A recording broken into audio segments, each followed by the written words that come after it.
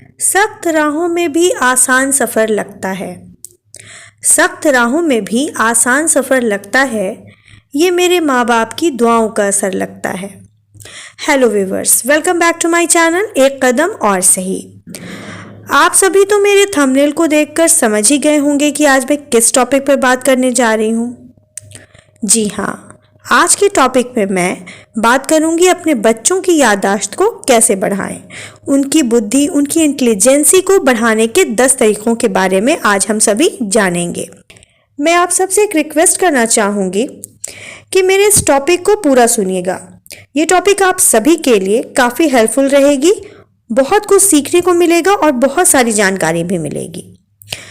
Memory boosting tips. अगर आपका बच्चा बार बार किसी चीज़ को या बातों को भूल जाता है तो ऐसी कई छोटी बड़ी बातें जिन्हें ध्यान में रखकर पेरेंट्स बच्चों की याददाश्त मजबूत बना सकते हैं।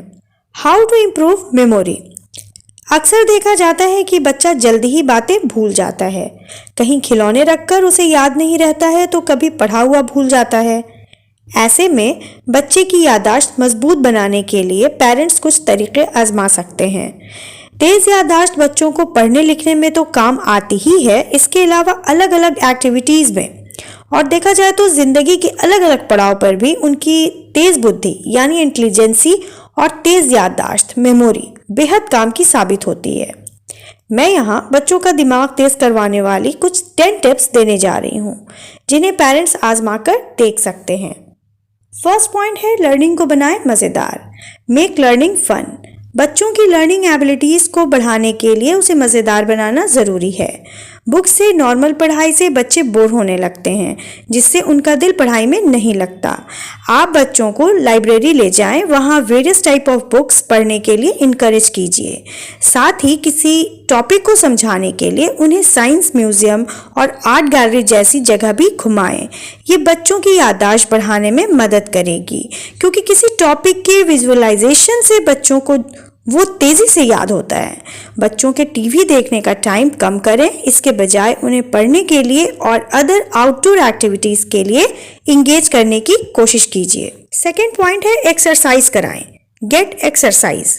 एक्सरसाइज करना एक ऐसी आदत है जो हर किसी को करना चाहिए। बच्चे अगर हर रोज़ एक्सरसाइज करने की आदत को डेवलप करेंगे तो उनके लिए उतना ही अच्छा है। फिजिकली एक्टिव रहने से दिमाग को तेज रहने में मदद मिलती है और दिमाग अच्छे से काम करता है। थर्ड पॉइंट है जोर जोर से पढ़ने की आदत डालें। Make a habit of reading out loud. किसी भी सब्जेक्ट को अगर बच्चे दिल में पढ़ेंगे तो उन्हें जल्दी से याद नहीं होगा, वो उस सब्जेक्ट को जल्दी भूल जाएंगे। ऐसे में आप अपने बच्चों से कहें कि वो जो भी कुछ पढ़ रहे हैं उसे ज़ोर ज़ोर से पढ़ें। इससे उन्हें खुद अपनी आवाज़ सुनाई देगी और याद करने में आसानी होगी। ज़ोर ज़ोर से पढ़कर याद करने से बच्चों को वो बातें याद रहती हैं। फोर्थ पॉइंट है अच्छा लिसनर बनाएं। Be a good listener. कभी कभी दूसरों की बातों को सुनना भी ज़रूरी होता है। अगर हम बिना किसी की बात सुने अपनी बात रखेंगे तो हो सकता है कि लोग उसका गलत मतलब निकालें। ऐसे में पेरेंट्स का फ़र्ज़ है कि वो अपने बच्चे को एक अच्छा लिसनर बनाएं। इसके लिए वो सबसे पहले अपने बच्चों को अपनी बात को सुनने के लिए मोटिवेट करें। ऐसा करने से उनके अंदर न सिर्फ पेशेंस डेवलप होगा बल्कि वो दूसरों की बातों को सुनेंगे और समझेंगे। फिफ्थ पॉइंट है गाने और राइम्स के ज़रिए मेमोरी इंक्रीज करें और पैटर्न का यूज़ कर पढ़ाएं।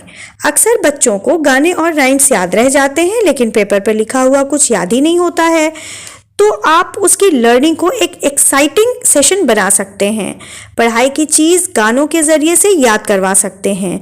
ये याददाश्त बढ़ाने की भी अच्छी एक्सरसाइज होती है। बच्चों को पैटर्न्स का यूज़ कर पढ़ाना उनकी याददाश्त में सुधार करने का एक अच्छा तरीका है। पैटर्न्स के ज़रिए से आप उन्हें वर्डमाला सिखाने से लेकर चीज़ों को क्लासिफाई करने तक की जानकारी दे सकती हैं। पैटर्न्स में कोडिंग और उससे कैटेगराइजिंग प्रैक्टिस करने से ये लंबे वक्त तक याद रहता है।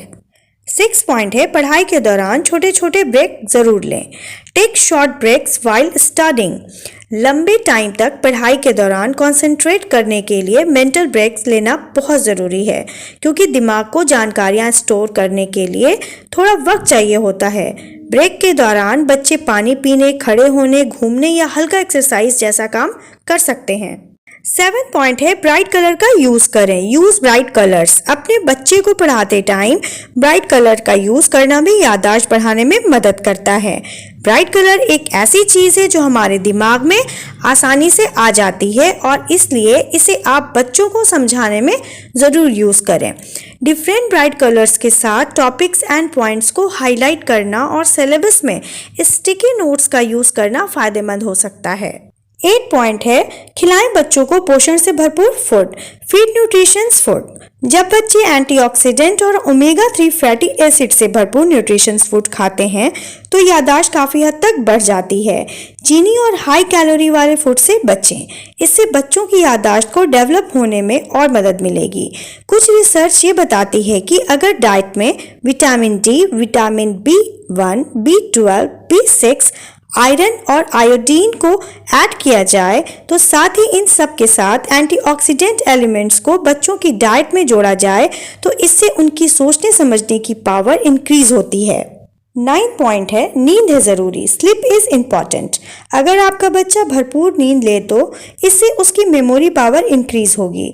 नींद में बच्चों की सोचने समझने और याद करने की पावर को बढ़ावा मिलता है, बूस्ट होता है बच्चा।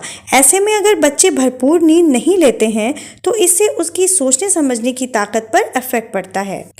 10 पॉइंट है और इस टॉपिक का लास्ट पॉइंट है कि बच्चों को लेकर जाएं बाहर घुमाने। Take your children out for a walk. आपके बच्चे जब बाहर घूमने जाएंगे तो इससे वो नई नई चीज़ों के बारे में जानेंगे, समझेंगे और उन्हें अपने दिल ही दिल में बार बार दोहराएंगे।